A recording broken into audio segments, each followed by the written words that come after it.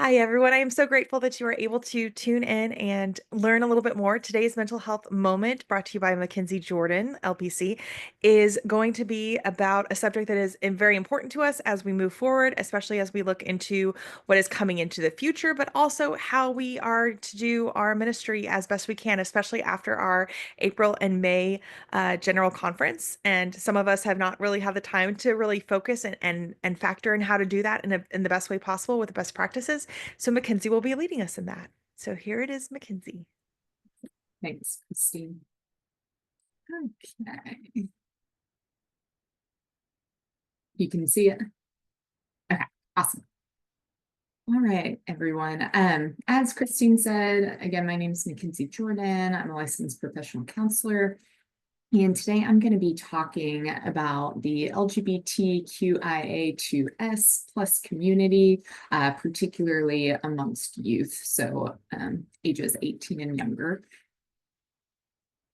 And so I've already introduced myself in our earlier series, but the main things I want to just remind is that I am a licensed professional counselor. I've been in the field for about, I don't know how long I've been in the field now, about 6 or 7 years now.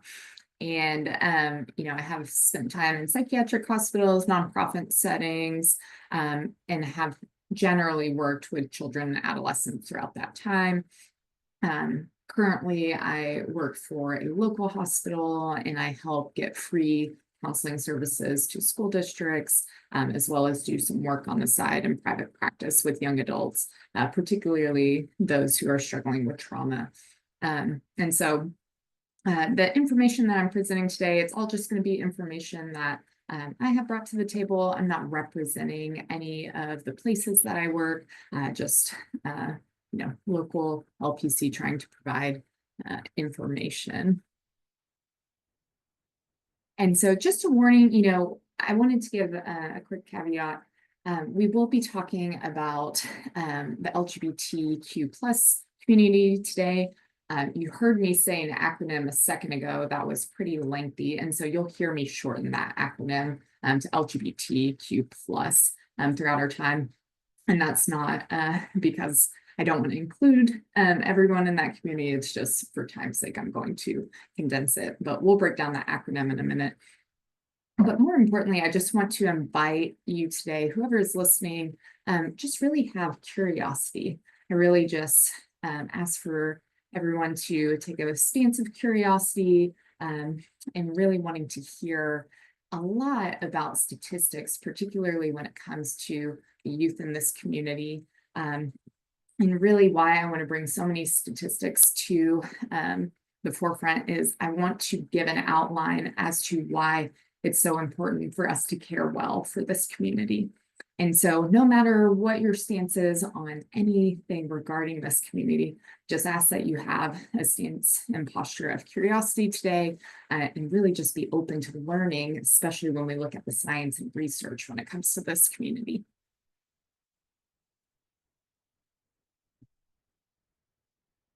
Okay. And so as I've kind of prefaced with my other talks, all the information that I'm going to be providing today will be based on recent research and findings. This does not mean I'm going to hit every single thing on this topic. There's no way that I could. And so there's a lot of information out there, especially regarding this community, and it is ever evolving, especially in these last several years. And so just want you to know this is a highly condensed version. If you want more information, you can always explore the resources and references that I have at the end of the presentation. And then you're always welcome to reach out to me if you have any other questions. Okay, and so with this community, the questions I want to tackle today is who makes up this community? What are some hardships of youth in this community? And then what it can look like for people to support people in this community.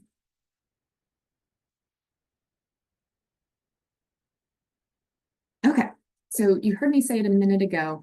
This is the most updated acronym that I know of. Again, this doesn't mean that There's not more updated acronyms out there elsewhere. This is just one that I'm most familiar with, especially working in counseling and particularly with social workers. This is the acronym that they really hold on to. And so, again, this is an acronym that covers a spectrum of identities. It stands for lesbian, gay, bisexual, transgender, and or gender expansive, queer and or questioning, intersex, asexual, and two-spirit.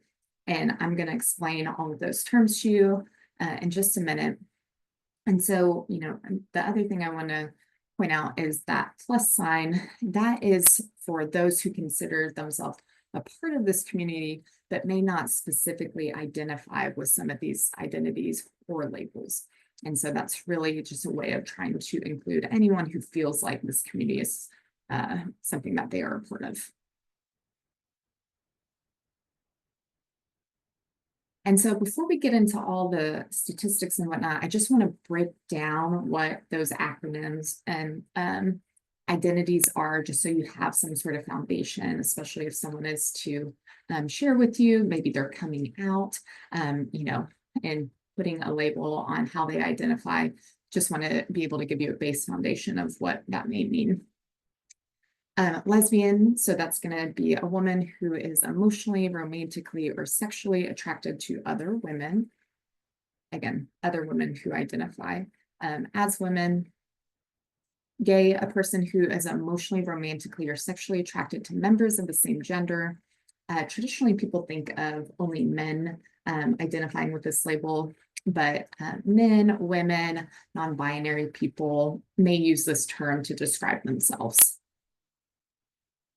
Bisexual, that's going to be a person who is emotionally, romantically, or sexually attracted to more than one gender, though not necessarily simultaneously in the same way or to the same degree. So this can look like a spectrum of different ways. And so anytime you are talking to someone who identifies as bisexual, that likely is going to look very different from someone else who identifies as bisexual. Transgender, this is just an umbrella term for people whose gender, something popped up on the screen. Umbrella term for people whose gender identity or expression is different from cultural expectations based on the sex they were assigned at birth. And so again, it's a pretty inclusive or broad definition that it's really an umbrella term. It can look a lot of different ways for the people who identify as this. Gender expansive, this is a newer term. I've seen it used more in the last few years, but this is a person with a wider, more flexible range of gender identity and or expression than typically associated with the binary gender system. And so you may hear people use other terms like gender fluid. That's where you may hear things like non-binary, anything that is not in that male-female binary gender system. Queer is a term people often use to express a spectrum of identities and orientations that are counter to the mainstream. And so queer is often a catch-all to include many different people, those who do not identify as exclusively straight or folks who are who have non-binary or gender expansive identities. One important thing is I think people are sometimes scared to use this term. And so this term was previously a slur, but that has really been reclaimed by the LGBTQ+ community in the last several years. And so that is a term that is now used frequently and celebrated in this community. Also, all these definitions are provided by the Human Rights Campaign. And so I'm only providing so many definitions, but they actually have way more definitions. So you're always welcome to visit the Human Rights Campaign website, and they are always updating these definitions as well as providing more information of other realms. And so the final bit of this acronym, questioning, this is a term to describe people who are in the process of exploring their sexual orientation or gender identity. Just gives people an identity to be able to have flexibility and not know the right label for them or most fitting label for them.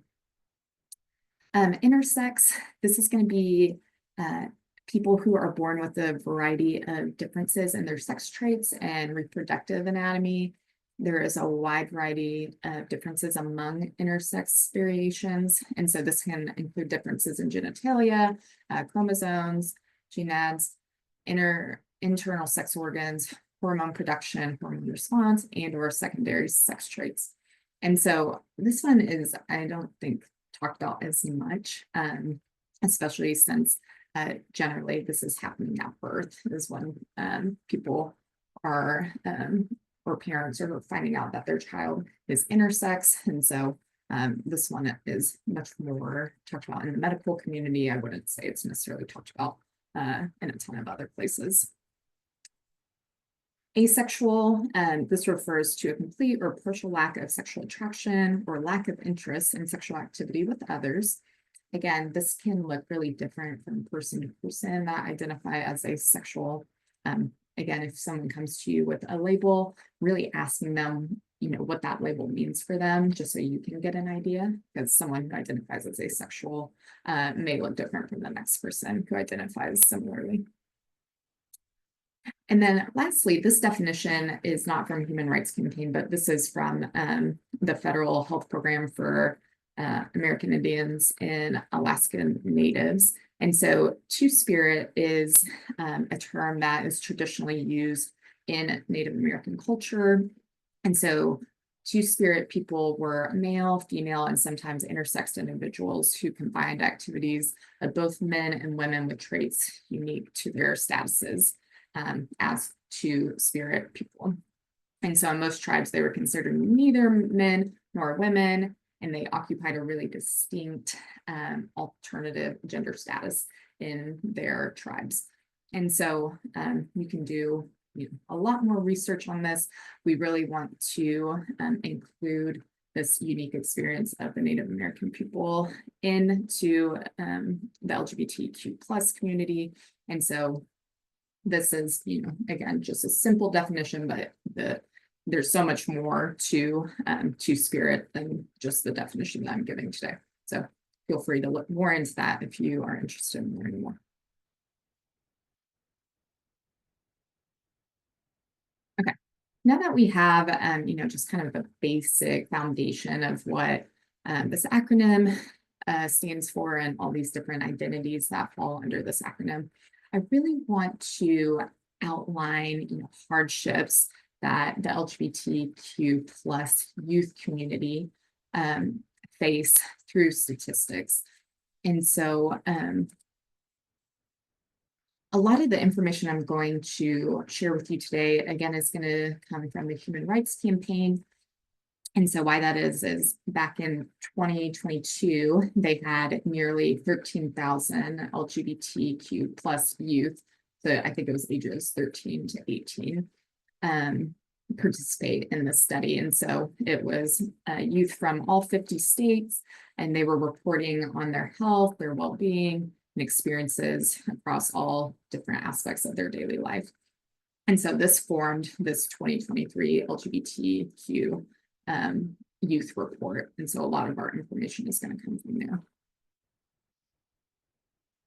And so some big statistics, we'll look at some different things, but again, I want to kind of outline some of the hardships that we face at this community faces. And so first you'll see on here that this chart here is going to talk about the percentage of LGBTQ youth experiencing parental rejection. And so before we get to that, some just kind of stats that are interesting about coming out and sharing their identity. 84.4% of LGBTQ youth realized at age 13 or younger that they were something other than heterosexual or straight. So that's pretty young ages. So 13 or younger, almost 85% had an idea at that point in time that they were not fitting or that they were fitting in this community. And then we also have 58.6 of transgender and gender expansive youth realized, again, at age 13 or younger, that they were something other than cisgender. And so just want to show the importance of those statistics, that it's, kids are knowing at young ages how they identify. And if you really think developmentally, this makes sense. Again, we're talking about puberty. We're talking about that developmental age of starting to be curious about these things. So it lines up with developmental science, but it's different to see those statistics in front of you.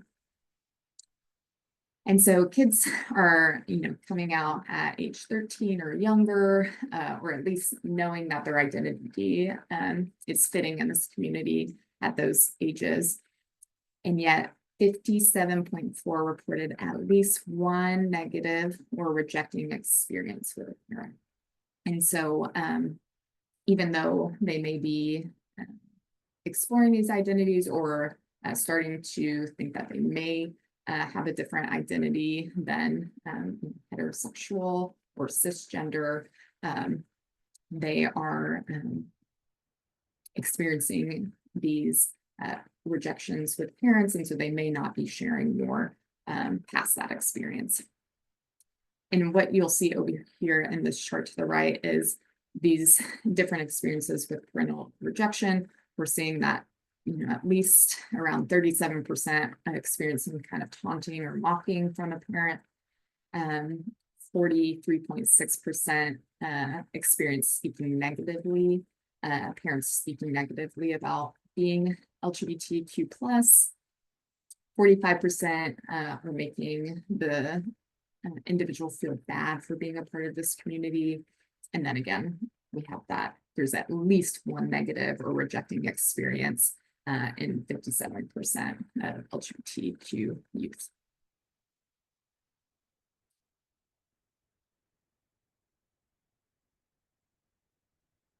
And so, I wanted to think about that experience that the LGBTQ plus youth are having at home, but I also wanted, hear a little bit about what they're experiencing at school. Because we think of these different places that youth are spending time. And so we think about they're spending, most of their time either at home or at school. And then we think of these third places, such as church.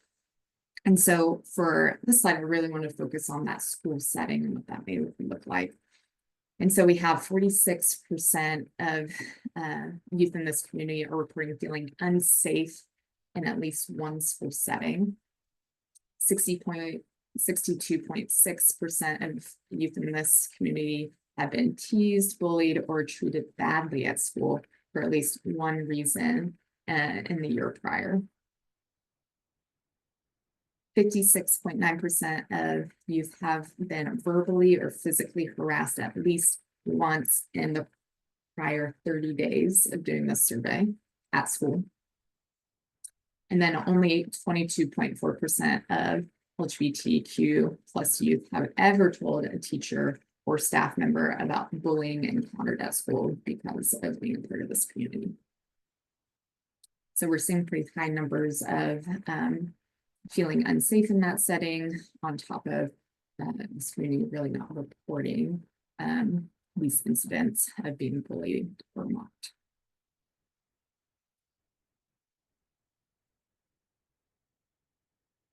Okay, and so I wanted to put this specific chart up so that everyone could see the differences. But this is sexual orientation outness among LGBTQ plus youth. And so this is just for those who identify with sexual orientation. This is not including those who identify as transgender or gender expansive for this particular statistics right here. But what we're seeing is, at the top, we're seeing where people are out most, and then we're seeing where they're out the least. And so we'll see with other friends in the LGBTQ plus community, they are out to all of the people, all their friends in this community. So that's about 68.1%. And then out to none 2.5%. So you can see that there is a sense of safety in those who identify in this community. Thus, they are coming out to one another and feeling like they can share those things. With non-LGBTQ plus friends, we're seeing that youth in this community are really split. And I would imagine it seems to be whom they feel safe sharing with and whom they do not.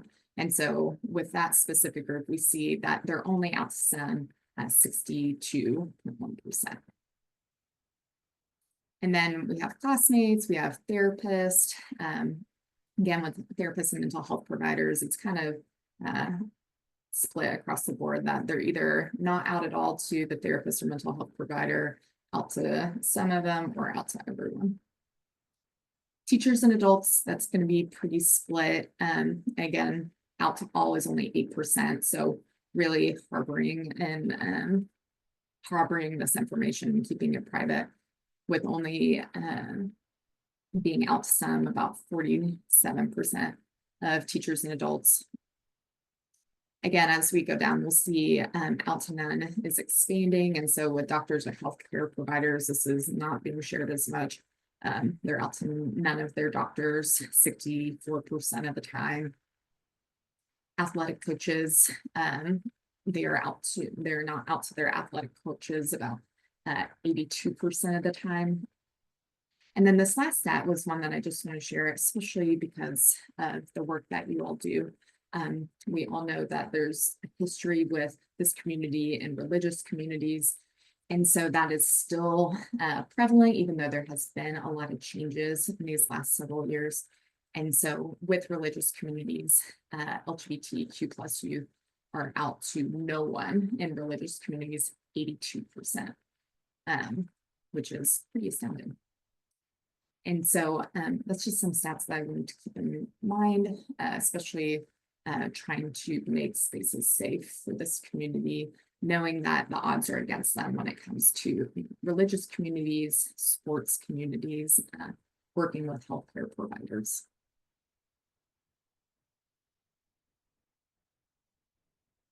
Okay, and so again, this is not regarding sexual orientation, but this is only focused on transgender and gender expansive youth, but we see similar trends here.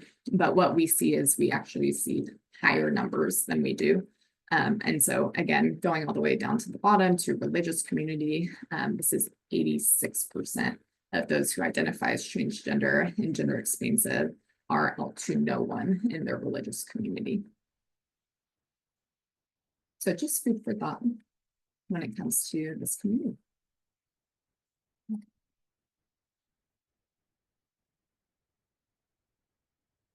Okay. And so just some other stats that were coming up in the 2023 LGBTQ plus youth report that I feel like are relevant and just good to know, especially when it comes to this community's mental health. About 55% screen positive for depression, 63% screen positive for anxiety, almost 31% screen positive for severe psychological distress. 23% wish that they were not a part of the LGBTQ plus community. I feel like that was important to share of, when we're talking about being a part of this community, sometimes what people tend to see is, we see the pride parades and marches and a lot of people having pride in the community that they are, but a lot of youth that are in this community or learning that maybe they identify with this community are wishing that they were not part of it. And then 43.5% feel critical about themselves when they think about being a part of the LGBTQ plus community. So again, all these stats are just kind of pointing to this community is vulnerable and they have a lot of odds stacked against them when it comes to dealing with these different environments of school, being at home, being in religious communities, and it's affecting their mental well-being, it's affecting the way they see themselves, their self-esteem.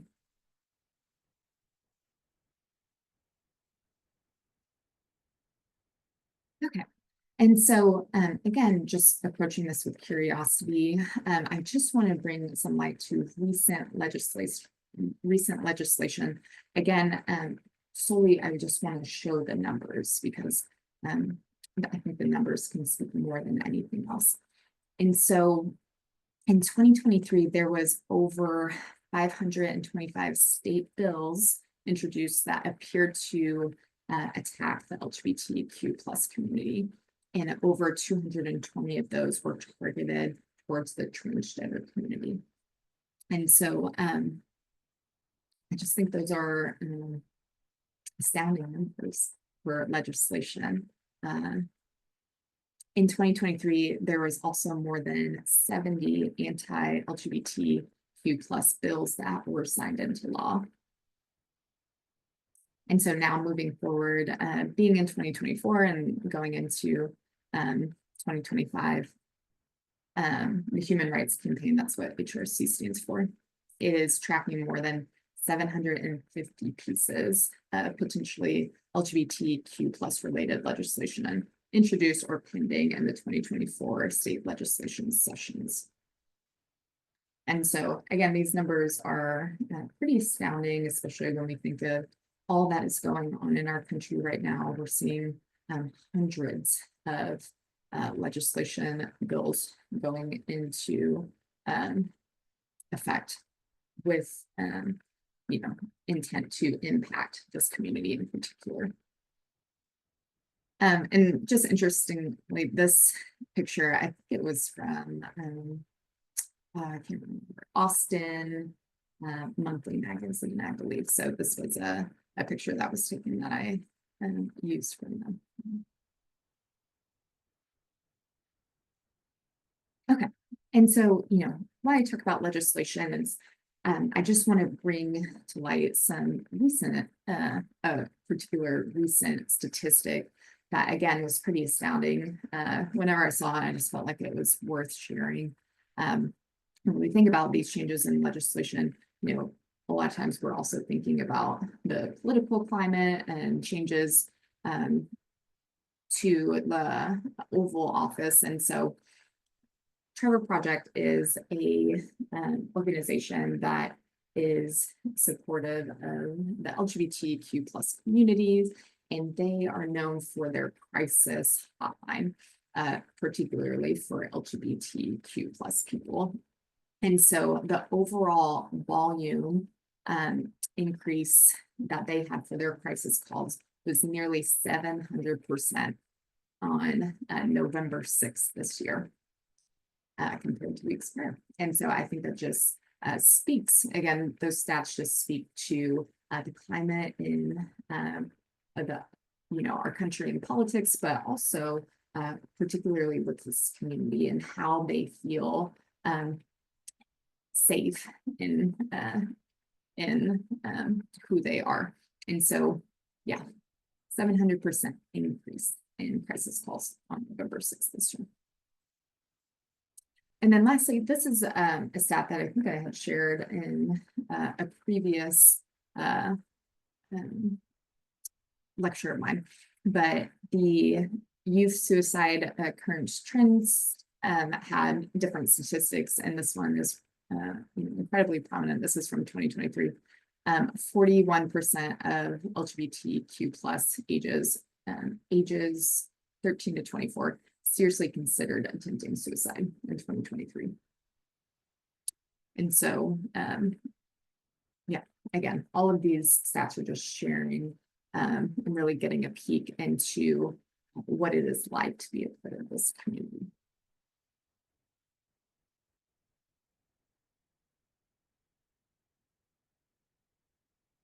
Okay, and so, we have looked at a lot of statistics. And so I want you to really take time to, look at those statistics, really think about them and just think about the impact it may have on someone that identifies in this community. Yeah, so one, just take time to think about that. Secondly, there are a lot of stats that are stacked against this community. And so what I really wanted to share is, what can support look like especially for you all in your line of work. No matter where your stance is with this community.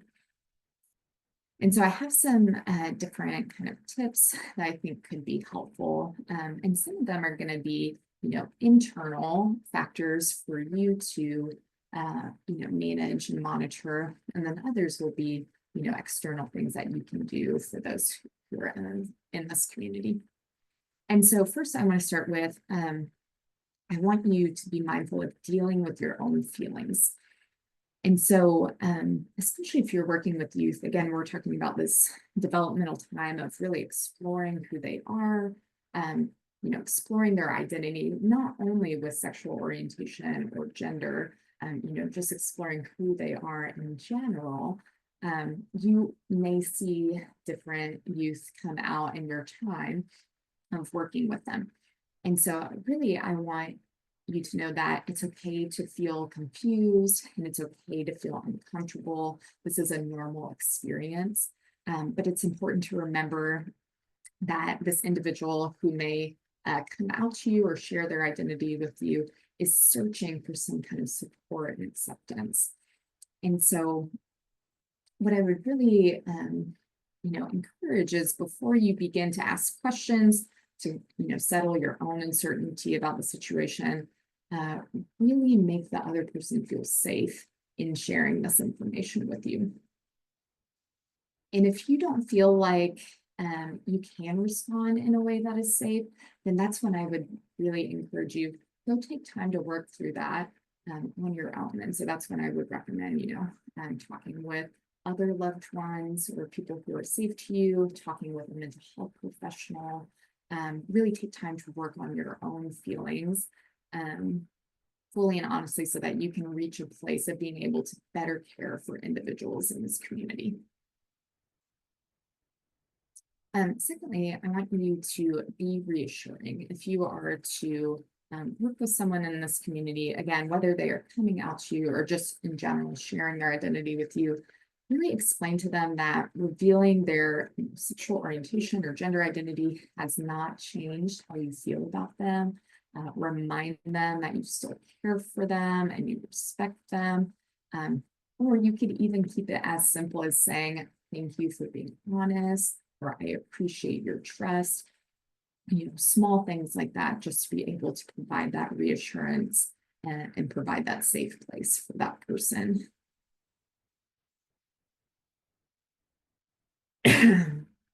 You've heard me say this many times, be curious and then ask questions. Again, I want you to first, deal with your own feelings. Secondly, I want you to be reassuring. And then I want you to be able to ask those questions if you feel like it would be beneficial for the person who's sharing or beneficial for you to better understand the person who's sharing.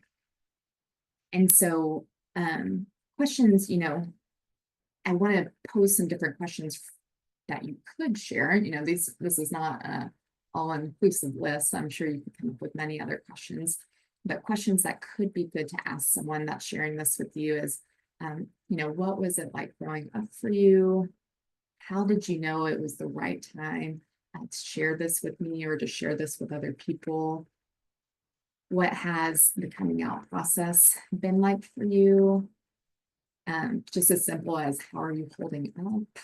Can be a good question. What can I do to support you? How would you like me to refer to you? And that's something I'll touch more on in a second. Have you ever told anyone else? Would you like to keep this between me and you? So those can be some good questions to have. And again, the how would you like me to refer to you? And would you like me to keep this between us? I'll touch more on that in just a second. Staying educated, of course, today is a way of being educated when it comes to this community, but really, take it into your own hands, staying up to date with legislation, or like I said, visiting the Human Rights Campaign website to learn about different definitions or evolving definitions of identities. And then education within your community, talking within your church community of how to provide education or advocacy for this community. A simple one that, I really encourage people to do is to speak positively and lovingly about LGBTQ plus people. Words stick with people. And so really, no matter who it is you're speaking about, of course, we would want to be positive and loving, especially when it comes to this community, making sure that you are using language that you would expect someone to remember. Because I guarantee if they are a part of this community, they will remember the language that you use when you're speaking about other people that are in this community. Using the name and pronouns they go by, if it is safe to do so. So again, kind of touching back on those questions I had mentioned earlier.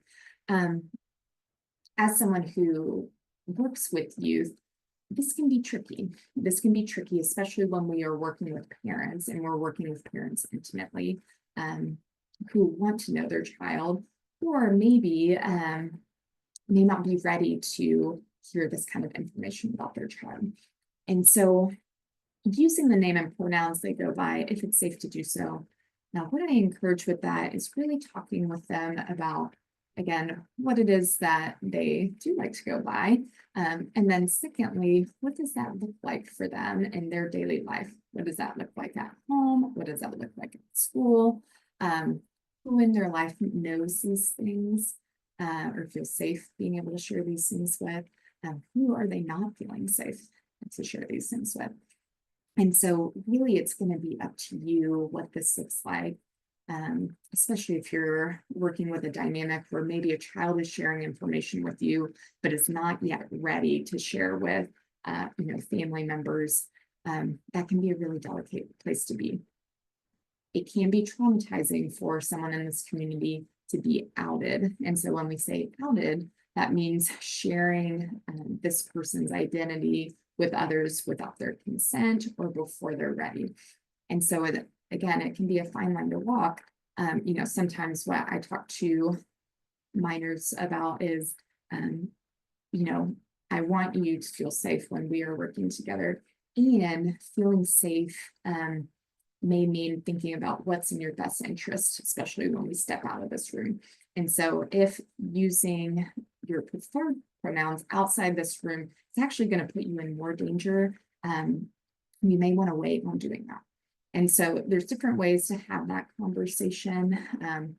There's no right way to do it. I wish I had a specific protocol that you could follow, but again, just really being curious and being loving and providing a safe space and seeing if you are able to collaborate and figure out a way to be able to support them, even if that may be using their preferred pronouns and name, or not using their preferred pronouns and names because it's not safe.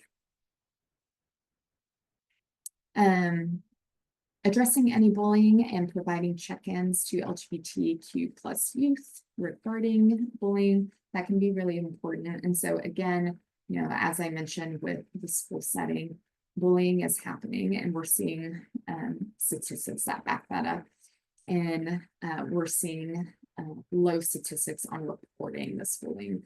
And so really, if you have, someone for your youth group or in your church that identifies as LGBTQ plus, really checking in with them of, how have things been for you? Have you experienced anything that has made you feel unsafe?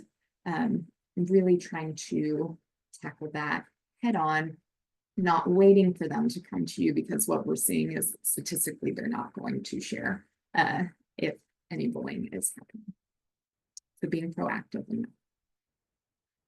And then providing resources to families that are in need of support of their LGBTQ plus youth.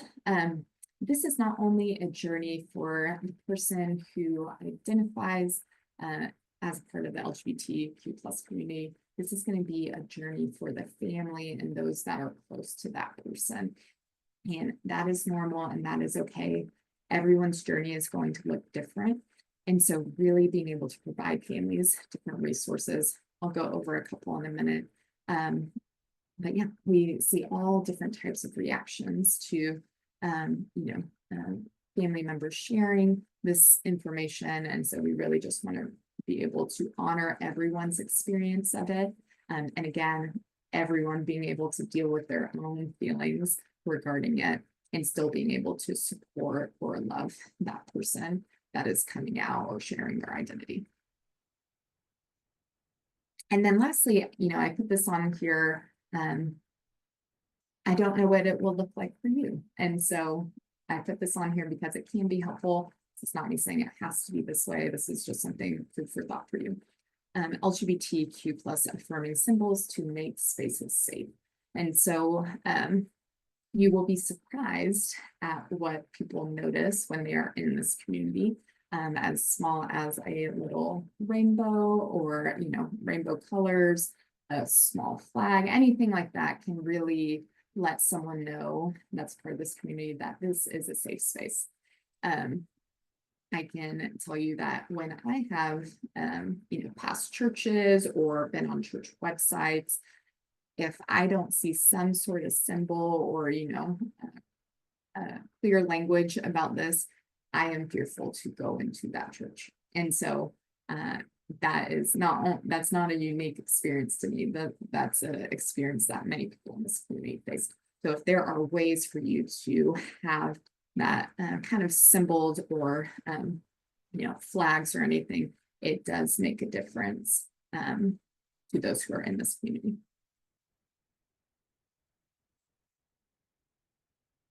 Okay. And so lastly, I just want to touch on some resources that can be helpful. I think I've already kind of talked about all these a little bit, but as I said, the Human Rights Campaign, of course, I'm sharing definitions that they have and research that they've done. They do a lot of different things with the LGBTQ plus community. So just visiting their website, you'll learn a lot. There's a lot of articles on there, anything from coming out to how to support someone, what it can look like to be an ally. They have all sorts of information on there.